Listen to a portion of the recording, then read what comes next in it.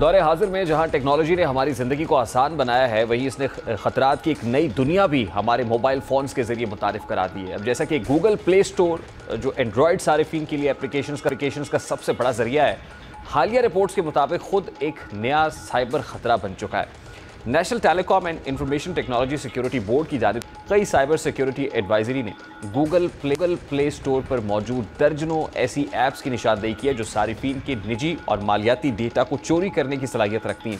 ان apps کا سب سے بڑا خطرہ یہ ہے کہ یہ بظاہر بے ضرر اور فائدہ مند دکھائی دیتی ہیں، جیسے فائل مینیجرز، سیکیورٹی ٹولز یا یوٹیلیٹی ایپس وغیرہ، لیکن اندرونی طور پر یہ ایپس اسپائی ویئر، بینکنگ ٹروجن اور خطرناک میل ویئر سے لیس ہوتی ہیں۔ شمالی کوریا سے تعلق رکھنے والے ہیکر گروپس خاص طور پر APT37 اور APT43 ان حملوں کے پیچھے سرگرم ہیں۔ یہ گروہ اسپائی اور اناتسا جیسے تخریبی سافٹ ویئر کے ذریعے صارفین کی phone calls, location, videos, audio files, یہاں تک کہ اسکرین شاٹس تک کی رسائی حاصل کر لیتے ہیں۔ دوسری طرف اناسٹروجن صارفین کے بینکنگ پاسورڈز، پن کوڈز اور مالیاتی معلومات چرا کر براہ راست مالی نقصان کا سبب بھی بنتا ہے۔ یہ ایپس اکثر اس لیے خطرناک ثابت ہوتی ہیں کیونکہ انہیں ہزاروں جو ہارڈ ڈاؤن لوڈ کیا جاتا ہے، ملٹیپل ٹائمز ان کو جو ہے وہ ڈاؤن لوڈ کر لیا جاتا ہے اور صارفین ان کے جائزے یا اجازتوں پر غور کیے بغیر انہیں انسٹال کر لیتے ہیں۔ گوگل نے مارچ 2025 میں ان میں سے کئی ایپس کو ہٹا دیا تھا، لیکن اس وقت تک یہ ایپس 2 لاکھ سے زائد بار ڈاؤن لوڈ کی جا چکی تھی، یعنی اتنے ہی صارفین ممکنہ طور پر سائبر حملے کی زد میں آ چکے تھے۔ اب ان ایپ سے بچاؤ کا پہلا قدم احتیاط اور آگاہی ہے۔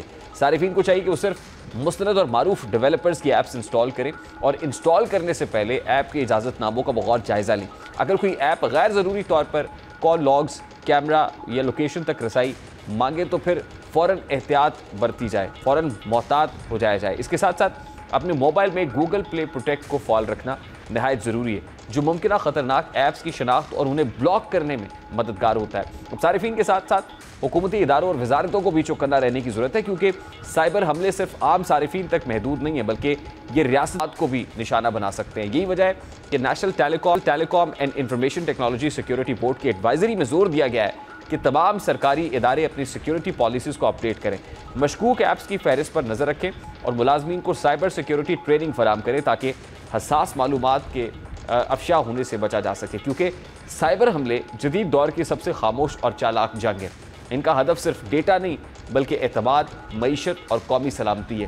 اس لیے ہر صارف، ہر ادارہ اور ہر ریاستی اکائی کی ذمہ داری ہے کہ وہ ڈیجیٹل سیکیورٹی کو سنجیدگی سے لے اور احتیاط کے ذریعے اس خاموش جنگ میں اپنا مضبوط کرے۔